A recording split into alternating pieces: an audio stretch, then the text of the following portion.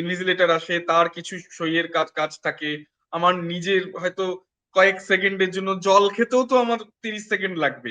তো সেই সময়গুলো বাদ দিলে আমি যদি অঙ্কের হিসেবে যাই আমার সময়টা আরো কমে যাবে। তো এটার সহজ ফর্মুলা কি, আমি কিভাবে টাইম ম্যানেজমেন্ট করতে পারবো?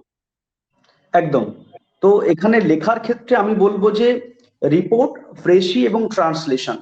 তাহলে নিজে থেকে লিখতে হচ্ছে কোনটা মাথায় খাটিয়ে, এটা হচ্ছে রিপোর্ট। ট্রান্সলেশন আপনি যেমন থাকবে সেই প্যারাগ্রাফকে ট্রান্সলেট করতে হবে, সেটা আমি ডিটেলে আসবো। বা প্রেসির ক্ষেত্রে কোনো একটা টপিক দেওয়া থাকবে, তার 1/3 করে আপনাকে জিসটা মানে ভেতরের যে মূল ভাবটা, নির্যাসটাকে বের করে লিখতে হবে। তাহলে হুম। আপনাকে লিখতে হচ্ছে কোন জায়গাটা, ভাবতে হচ্ছে অনেকটা, লিখতে হচ্ছে, সেটা হচ্ছে রিপোর্টটা। সেই জন্য কি দরকার, আমাদের রেগুলার বেসিসে প্র্যাকটিস দরকার হুম। এবং বিভিন্ন টপিকের উপরে লেখার দক্ষতা দরকার। যতক্ষণ না হাত থেকে লেখা অটোমেটিক বেরোচ্ছে, ততক্ষণ কিন্তু 1 ঘন্টার মধ্যে 6টা রাইটিংসকে লিখে আসা সম্ভব নয়। গত ক্লার্কশিপে আমরা দেখেছি অনেক ভালো ভালো মেরিটোরিয়াস পরীক্ষার্থী তারা কিন্তু ক্লার্কশিপ ক্লিয়ার করতে পারেনি। তার একটাই কারণ, কারণ ওই স্পিডটা তাদের মধ্যে ছিল না, বা একটা নির্দিষ্ট সময়ের মধ্যে ওটাকে কভার আপ করতে পারেনি।